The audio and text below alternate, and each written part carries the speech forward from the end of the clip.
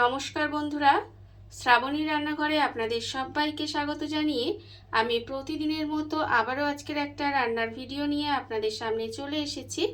আজকের আমি আপনাদের এঁচড় দিয়ে একটা অসাধারণ রেসিপি বানিয়ে দেখাবো। আশা করি আপনাদের ভালো লাগবে।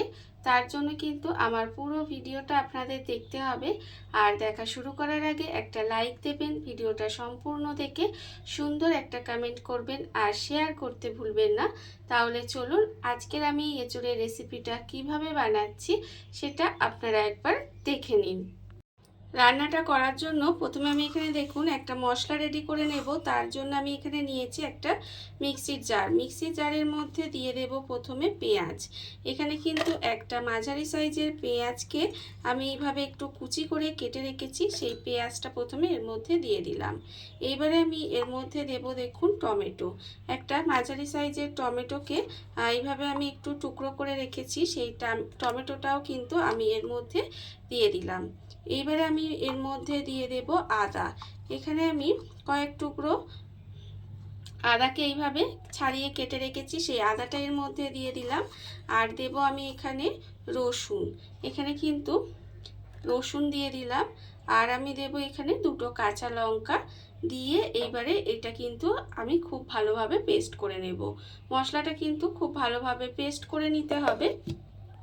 মশলাটা আমি এখানে রেডি করে দেখুন একটা বাটির মধ্যে ঢেলে নিয়েছি। আর এই মশলাটা কিন্তু আমি জল ছাড়াই পেস্ট করে নিয়েছি। এবারে দেখুন এটাকে আমি আলাদা করে রেখে দেব। আর আমি নিয়ে নেব এখানে একটা বড় একটা জায়গা নিয়ে নিয়েছি। এবার এর মধ্যে দিয়ে দেব আমি এঁচড়গুলো। এখানে কিন্তু এঁচড়গুলো আমি ছাড়িয়ে রেখেছি, আর এঁচড়গুলো কিন্তু একটু বড় বড় করে কেটে রেখেছি, ডুমো ডুমো করে কেটে নিয়েছি এঁচড়টাকে। আর এই রান্নার ক্ষেত্রে আমি বলে রাখি, আপনারা যদি একটু কচি এঁচড় নেন তাহলে কিন্তু খেতে ভালো লাগবে, মানে দানা যেন না হয় এঁচড়টা, সেটা একটু লক্ষ্য রাখলে খুব ভালো হয়। দেখুন আমার এখানে এঁচড়টার কিন্তু দানা হয়নি, আপনারা দেখে বুঝতেই পাচ্ছেন আমি সেরকম এঁচড়ই নিয়ে নিয়েছি। এবার আমি এর মধ্যে নিয়ে নেব দেখুন আলু। এখানে কিন্তু আলুগুলোকেও একটু বড় করে কেটেছি, এইভাবে একটু ডুমো করে কেটে নিয়েছি, মানে একটা মাঝারি সাইজের আলুকে এইভাবে একটু দু আধখানা করে কেটে রেখেছি। এইবারে দেখুন আমি আলু আর মানে এখানে এঁচড়টা নিয়ে নিলাম। এবার এর মধ্যে দিয়ে দেব যে মশলাটা আমি পেস্ট করে রেখেছিলাম, সেই মশলাটা কিন্তু এর মধ্যে দিয়ে দিলাম। এইবারে আমি এর মধ্যে দিয়ে দেব দেখুন এখানে আমি কিছু গুঁড়ো মশলা রেখেছি। এখানে যেমন রেখেছি আন্দাজ মতো নুন, হলুদের গুঁড়ো, লঙ্কার গুঁড়ো, জিরের গুঁড়ো আর ধনের গুঁড়ো, সেই গুঁড়ো মশলাগুলোও কিন্তু আমি এখানে রেখে দিলাম। এখানে গুঁড়ো মশলাগুলো দিয়ে দিলাম। এইবারে আমি এর মধ্যে দিয়ে দেব দেখুন সর্ষের তেল। এখানে কিন্তু ওপর থেকে একটু সর্ষের তেল দিয়ে দিলাম। দিয়ে এবার এটাকে খুব ভালোভাবে হাত দিয়ে মেখে নিতে হবে। মশলাটা কিন্তু হাত দিয়ে এইভাবে সুন্দর করে মাখিয়ে একটু ম্যারিনেট করে নেব, মানে যেভাবে ধরুন আমরা মাংস রান্নার ক্ষেত্রে যেভাবে মাংসটাকে ম্যারিনেট করে নিই, সেই রকম কিন্তু এটাকেও এইভাবে একটু ম্যারিনেট করে নিতে হবে। আমরা যেভাবে খাসির মাংস, মুরগির মাংস যেভাবে রান্না করি সেই রকমই এটাকেও কিন্তু এই একইভাবে একটু সুন্দর করে ম্যারিনেট করে নিচ্ছি। আর এইভাবে আপনারাও কিন্তু এঁচড় থাকতে থাকতে একদিন হলেও এই রান্নাটা করে দেখবেন, আশা করি আপনাদেরও ভীষণ ভীষণ ভালো লাগবে। দেখুন এইভাবে কিন্তু একটু হাত দিয়ে সুন্দর করে এটাকে মাখিয়ে নিতে হবে। দেখুন আমার মাখানো হয়ে গেছে। এটা কিন্তু এইভাবে একটু খুব ভালোভাবে সমস্ত মশলাটা সব কিছুর মধ্যে এইভাবে একটু সুন্দর করে হাত দিয়ে ভালো করে মাখিয়ে নিয়েছি। আর এটা আমার সুন্দর করে মাখানো হয়ে গেছে। এইবারে আমি এটাকে ঢাকা দিয়ে এটা আমি এখানে আধ ঘন্টা রেখে দেব। তবে আপনারা পারলে 1 ঘন্টা রেখে দিতে পারেন, কারণ যতটা একটু সময় রেখে দেবেন তত কিন্তু এই রান্নাটারও স্বাদটা ভালো হবে।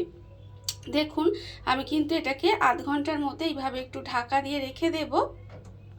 এঁচড় আর আলুটাকে মশলা মাখিয়ে আমি এখানে দেখুন ঢাকা দিয়ে প্রায় 30 মিনিট মতো এখানে রেখে দিয়েছি। আমার এখানে হয়ে গেছে। আর অন্যদিকে দেখুন গ্যাসটা অন করে কড়া বসিয়ে দিয়েছি। এবারে আমি রান্নার জন্য কড়াই দিয়ে দিচ্ছি সর্ষের তেল। এখানে কিন্তু আমি পুরো রান্নাটাই সর্ষের তেলেই করছি। এবারে তেলটাকে খুব ভালোভাবে একটু গরম হতে দেবো। তেলটা আমার এখানে ভালোভাবে গরম হয়ে গেছে। তেলটা আমি এখানে সুন্দর করে গরম করে নিয়েছি। এইবারে আমি এর মধ্যে দিয়ে দেব চিনি। এখানে কিন্তু আমি 1 চামচ মতো চিনি এর মধ্যে দিয়ে দিচ্ছি। চিনিটা প্রথমে এইভাবে একটু ফোড়নে দিলে কালারটা খুব সুন্দর আসবে, সেই জন্য আমি এখানে চিনিটা দিয়ে দিলাম। চিনিটা দিয়ে চিনিটা প্রথমে একটু ক্যারামেল করে নিতে হবে। দেখুন এইভাবে চিনিটা যখন গলে যাবে তখন আমি এর মধ্যে দিয়ে দেব, এখানে আমি প্রথমে দিচ্ছি অল্প সামান্য একটু গোটা জিরে ফোড়ন দিলাম, আর দেব আমি এখানে লবঙ্গ, ছোট এলাচ। আপনারা চাইলে কিন্তু দারচিনি দিতে পারেন। এইবারে আমি এর মধ্যে দিয়ে দেব, দেখুন একটা তেজপাতা আমি এখানে ছিঁড়ে রেখে দিয়েছি, সেই তেজপাতাটা এর মধ্যে দিয়ে দিলাম। দিয়ে ফোড়নটাকে খুব ভালোভাবে ভেজে নেব। ভেজে নিয়ে এবার আমি এর মধ্যে দিয়ে দিচ্ছি পেঁয়াজ কুচি। এখানে কিন্তু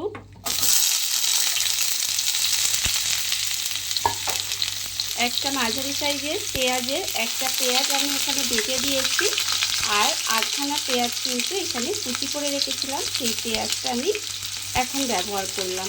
দেখুন পেঁয়াজটা দিয়ে পেঁয়াজটা প্রথমে একটু লাল করে ভেজে নেব। পেঁয়াজটা আমার এখানে লাল করে ভাজা হয়ে গেছে, পেঁয়াজটা আমি এখানে একটু লাল করে ভেজে নিয়েছি। এইবারে আমি এর মধ্যে দিয়ে দেব, এখানে আমি রেখেছি আদা রসুনটাকে আমি ওখানে মশলা রেডি করার সময় তখনও কিন্তু আদা রসুন দিয়েছিলাম, আর এখানেও একটু আদা রসুন এভাবে একটু থেতো করে রেখেছিলাম, সেই থেতো করা আদা রসুনটাও এখন দিয়ে দিলাম। দিয়ে এবার এই মশলাটা খুব ভালোভাবে একটু কষিয়ে নেব, যাতে এর যে একটা কাঁচা গন্ধ আছে সেটা চলে যায়। এইভাবে কিন্তু এটাকে একটু কষিয়ে নিতে হবে। আদা রসুনটা দিয়ে আমি এখানে একটু সময় কষিয়ে নিয়েছি, এর ফলে এর কাঁচা গন্ধটা দেখুন চলে গেছে। এবার আমি এর মধ্যে দিয়ে দিচ্ছি তেলের মধ্যে অল্প একটুখানি আবারও হলুদের গুঁড়ো আর খুব সামান্য একটু লঙ্কার গুঁড়ো দিয়ে আবারও কিন্তু এই মশলাটা একটুখানি এইভাবে কষিয়ে নেব। আমি কিন্তু লঙ্কা হলুদ ওখানে মাখিয়ে রেখেছি এঁচোড়ের মধ্যে, তাও এর মধ্যে অল্প একটু লঙ্কা গুঁড়ো হলুদ গুঁড়ো দিয়ে দিলাম। এইবারে আমি এর মধ্যে দিয়ে দেবো, দেখুন অল্প সামান্য একটু জল। অল্প একটু জল দিয়ে এবার মশলাটাকে খুব ভালোভাবে একটু কষিয়ে নেব। মশলাটা কিন্তু এখানে খুব ভালোভাবে একটু সময় কষিয়ে নিতে হবে। মশলা আমার এখানে সুন্দর করে কষানো হয়ে গেছে, মশলাটা আমি এখানে কষিয়ে নিয়েছি, আর মশলা থেকে কিন্তু এখানে তেলটাও ছেড়ে দিয়েছি। এইবার আমি এর মধ্যে দিয়ে দেবো, দেখুন এখানে আমি যে এঁচোড় আর আলুটা এখানে মাখিয়ে রেখেছিলাম সেটা কিন্তু এবার আমি এর মধ্যে দিয়ে দেব। এঁচোড় আর আলুটা কিন্তু এখানে এবারে দিয়ে দিতে হবে।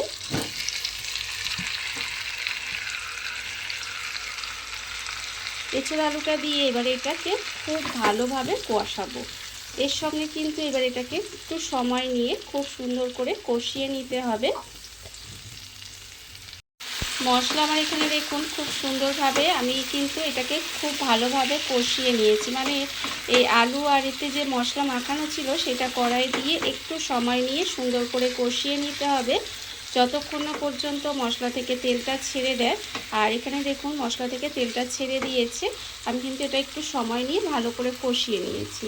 এইবার আমি এর মধ্যে দিয়ে দেব, এখানে আমার থালায় যে আমি এটা মাখিয়ে রেখেছিলাম এতে অনেকটা মশলা লেগেছিল, সেই জন্য এই থালাটা ধুয়ে আমি এখানে জলটা পরিমাণ মতো দিয়ে দিলাম। দেখুন এখানে কিন্তু এঁচোড়টা আলুটা সেদ্ধ হবে, তাই এখানে জলটা একটু বেশিই দিয়েছি। আপনারা চাইলে কিন্তু এটা কুকারে দিয়েও মানে প্রেসার কুকারে দিয়েও কিন্তু এটাকে সিদ্ধ মানে রান্নাটা করে নিতে পারেন, তবে কড়াই দিলে খেতে বেশি ভালো লাগবে, সেটা তো আমরা সবাই জানি। এটা একটু সময় নিয়ে ঢাকা দিয়ে এটাকে রান্না হতে দেব, যতক্ষণ না পর্যন্ত এঁচোড়টা আলুটা সুন্দর করে সেদ্ধ হয়ে যায়। গ্যাসটাকে লো টু মিডিয়ামে দিয়ে কিছুক্ষণ রান্না করেছিলাম, তারপরে একেবারে লোতে দিয়ে ঢাকা দিয়ে আরও কিছুক্ষণ এইভাবে একটু রান্না হতে দিয়েছিলাম। এর ফলে আমি আপনাদের ঢাকাটা খুলে দেখাচ্ছি, দেখুন কত সুন্দরভাবে কিন্তু এখানে আলুটাও দেখুন সেদ্ধ হয়ে গেছে। এই যে আলুটা সেদ্ধ হয়ে গেছে, আর এঁচোড়টাও কিন্তু এখানে খুব ভালোভাবে সেদ্ধ হয়ে গিয়ে গ্রেভিটা কিন্তু এখানে কত সুন্দর এসেছে দেখুন, আর কালারটাও কত সুন্দর এসেছে। রান্না কিন্তু আমার এখানে রেডি হয়ে গেছে।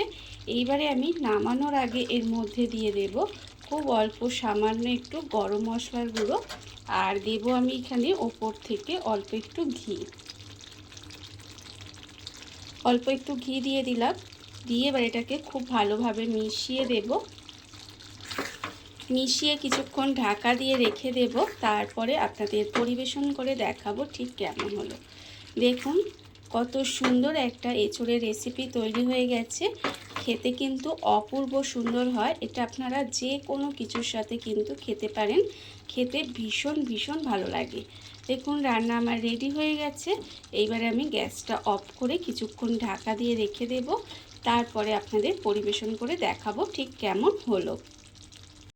দেখুন বন্ধুরা, বাড়িতে থাকা কত অল্প উপকরণে কত অল্প সময় কত সুন্দর একটা এঁচোড়ের রেসিপি তৈরি হয়ে গেছে, আপনারা দেখতেই পেলেন। আর এটা কিন্তু খেতে ভীষণ সুন্দর হয়। এইভাবে আপনারাও একদিন হলেও বাড়িতে বানিয়ে দেখতে পারেন। আর এই ভিডিওটা যদি আপনাদের ভালো লেগে থাকে, আপনারা আমার চ্যানেলটা সাবস্ক্রাইব করে এইভাবে আমার পাশে থেকে যেতে পারেন। তাহলে চলুন আজকের ভিডিওটা এই পর্যন্তই। নমস্কার।